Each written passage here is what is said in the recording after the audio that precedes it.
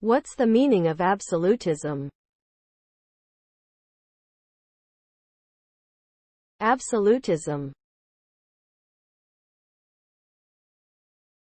Absolutism.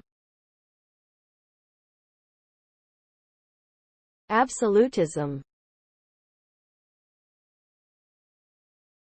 Absolutism. Absolutism. Absolutism is a political doctrine that advocates for absolute sovereignty, meaning that the ruling power is not subject to regularized challenge or check by any other agency. Absolutism is typically associated with monarchy, but it can also be found in other forms of government, such as dictatorship. Absolutist rulers often claim that they are divinely appointed or that they have a mandate from the people to rule without interference.